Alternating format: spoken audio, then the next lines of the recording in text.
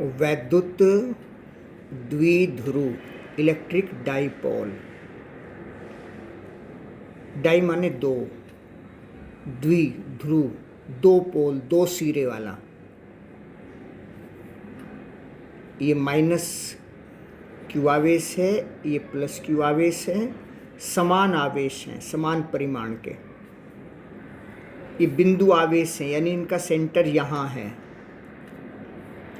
एक दूसरे से। मान लीजिए ये इनका सेंटर है और ये डिस्टेंस L है, स्मॉल l डिस्टेंस है, तो टोटल डिस्टेंस 2L हो गई। ये अल्प दूरी है, थोड़ी सी दूरी है, बहुत कम डिस्टेंस है। सेंटर इसका O मान लेते हैं, इसको नाम A दे देते हैं, इसको B नाम दे देते हैं। ये समायोजन, ये अरेंजमेंट, ये निकाय वैद्युत द्विध्रुव कहलाता है। समान परिमाण और विपरीत प्रकृति के दो आवेश एक दूसरे से अल्प यानी थोड़ी सी दूरी पर रखे हुए हों तो ये निकाय वैद्युत द्विध्रुव कहलाता है। ए बी एक वैद्युत द्विध्रुव है, इसका सेंटर पॉइंट O है, इसकी लंबाई L प्लस L 2L हो गई। वैद्युत द्विध्रुव का एक वैद्युत आघूर्ण होता है, वैद्युत आघूर्ण,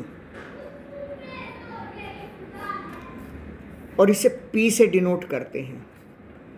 और ये एक सदिश राशि है, एक आवेश और दोनों आवेशों के बीच की डिस्टेंस, दूरी, ये वैद्युत द्विध्रुव का वैद्युत आघूर्ण कहलाता है।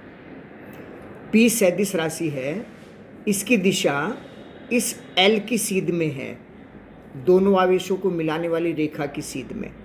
अब मिलाने वाली रेखा की सीध में तो इधर भी हो सकती है, इधर भी हो सकती है, तो तय किया जा रहा है माइनस से प्लस की ओर। ये डायरेक्शन, ये P की डायरेक्शन हो गई,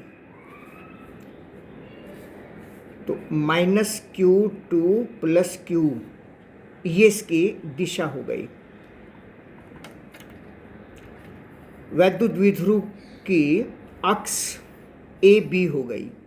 अगर इसी दिशा में हम एक रेखा खींचेंगे तो ये इसकी अक्षीय स्थिति हो गई, लॉन्गिट्यूडनल, लॉन्गिट्यूडनल। अनुदैर्ध्य स्थिति भी इसे कह सकते हैं। जैसे अनुप्रस्थ और अनुदैर्ध्य दो शब्द पढ़े होंगे तरंगों में। अनुदैर्ध्य होता है समांतर, अनुप्रस्थ होता है लंबवत। तो यहाँ से इस दिशा में कहीं भी ये कोई बिंदु हम लेंगे तो इस बिंदु का मतलब अक्षीय स्थिति हो गया, लॉन्गिट्यूडनल पोजीशन हो गया। एंड ऑन पोजीशन भी इसे कह सकते हैं, इसके दो सिरे हैं ये, तो एंड ऑन सिरे से आगे इसी दिशा में। और दूसरी हो गई अनुप्रस्थ, ये वाली अनुप्रस्थ,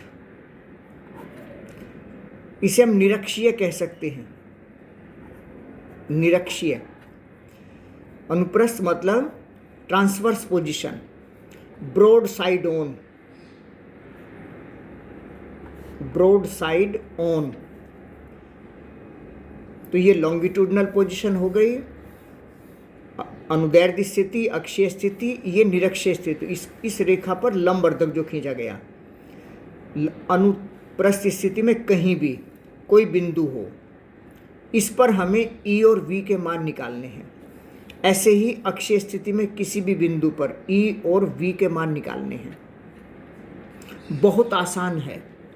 जैसे ये माइनस Q, ये प्लस Q, ये सेंटर O, लंबाई L, और अक्षीय स्थिति में मान लीजिए सेंटर से R दूरी पर ये कोई बिंदु है और यहाँ हमें E का मान निकालना है। E वैद्युत क्षेत्र की तीव्रता।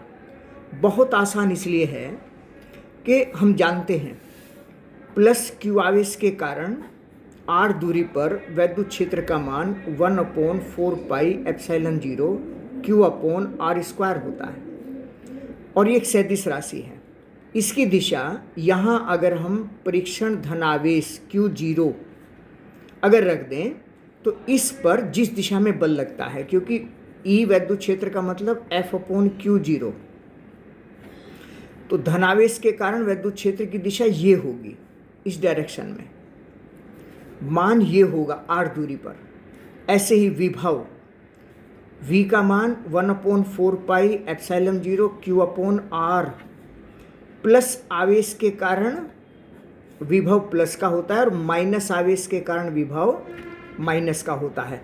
ये अदिश राशि है। तो वैद्युत क्षेत्र सदिश राशि है और वैद्युत विभव अदिश राशि है। अगर यहाँ माइनस क्यू आवेश होता, माइनस क्यू आवेश के कारण r दूरी पर वैद्युत क्षेत्र निकालना हो तो मान तो वही होगा 1/4πε0 Q/r²। यहाँ परीक्षण धनावेश रखेंगे Q0 मान लीजिए स्मॉल वाला, जिसका अपना कोई वैद्युत क्षेत्र नहीं है, तो ये आवेश इसको अपनी ओर आकर्षित करेगा, तो वैद्युत क्षेत्र की दिशा ये हो जाएगी।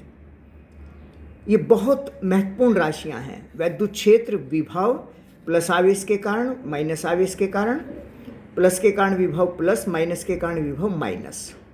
तो इस तरीके से वैद्युत द्विध्रुव की अक्षीय स्थिति में किसी बिंदु पर अगर हमें वैद्युत क्षेत्र का मान निकालना हो तो E का मान क्या तरीका हुआ, प्लस आवेश के कारण यहाँ निकालेंगे, मतलब E प्लस पहचान के लिए, प्लस के कारण यहाँ इस दिशा में आएगा, ये E प्लस हो गया।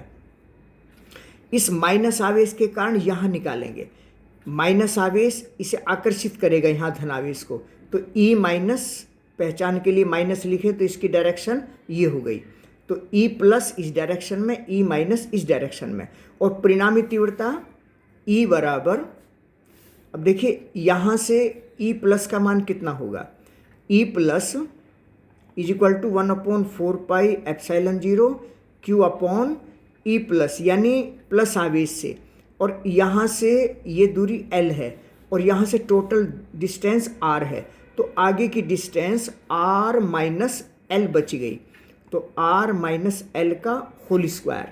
ऐसे ही E माइनस, माइनस आवेश के कारण यहाँ से इस डिस्टेंस इस पॉइंट पर ये डिस्टेंस R है और आगे की L है, तो यहाँ से टोटल डिस्टेंस हो गई L प्लस R, मतलब 1/4πε0 Q/r प्लस L का होल स्क्वायर।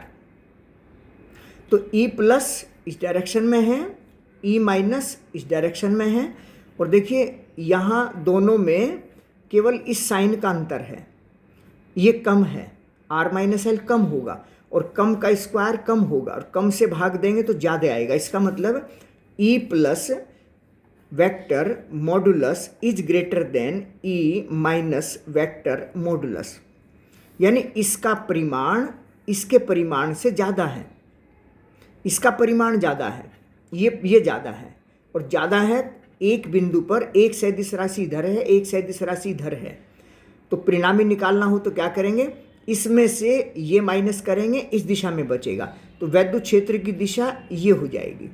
तो E का मान हो जाएगा E वेक्टर बराबर E plus minus E minus, ये हो जाएगा मान। बस मान रखना है और कैलकुलेट करना है।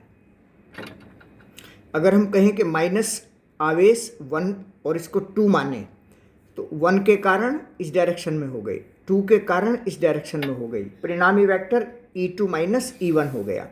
E1 का मान हमने लिख दिया, E2 का मान हमने लिख दिया। E1 E2 चित्र में दिशा प्रदर्शित की गई है, प्लस आवेश 2 नंबर का है तो प्लस के कारण इधर होगा, और ये डिस्टेंस कम है तो ये ज़्यादा हो गया, तो परिणामी तीव्रता E2 माइनस E1 यहाँ हो गई, माइनस किया, दोनों के मान रखेंगे, Q कॉमन आ गया है। K कब लिखा जाएगा, जब यहाँ पराविद्युतांक K भरा हुआ हो, कुचालक पदार्थ भरा हुआ हो, तो यहाँ K का मान आ जाएगा। तो परिणामी तीव्रता इसमें से ये घटाएंगे, ये हो जाएगा, और ये LCM आ जाएगा, R square R minus L R plus L, R square minus L square का होल स्क्वायर, ये यहाँ आएगा, ये यहाँ आएगा, माइनस करेंगे तो आर प्लस एल का whole square minus R minus L square, ये 4RL कैलकुलेट करके देखना, ये आ जाएगा। P व E की दिशाएं समान हैं, क्योंकि जो दिशा P की दिशा क्या है, माइनस से प्लस की ओर है, E की दिशा भी ये हुई, तो E और P की दिशाएं समान हो गई। यदि L is very very small than R, L मतलब ये डिस्टेंस होती ही कम है, यानी अधिक दूरियों पर अगर हम हिसाब लगाना चाहें तो अधिक दूरियों पर हिसाब के लिए L का मान बहुत छोटा होगा, तो L की उच्च घात को छोड़ देंगे, मतलब L स्क्वायर को छोड़ देंगे, और L स्क्वायर को छोड़ने का मतलब R की पावर 4 हो जाएगा, एक ऊपर से R कैंसिल हो जाएगा, तो ये 1/4πε0 के 2p/r³, क्योंकि P is equal to Q into 2L होता है, एक आवेश गुना दोनों आवेशों के बीच की दूरी। तो इस तरीके से वैद्युत द्विध्रुव की अक्षीय स्थिति में वैद्युत क्षेत्र की तीव्रता का मान 1/4πε0 के 2p/r³ हो गया।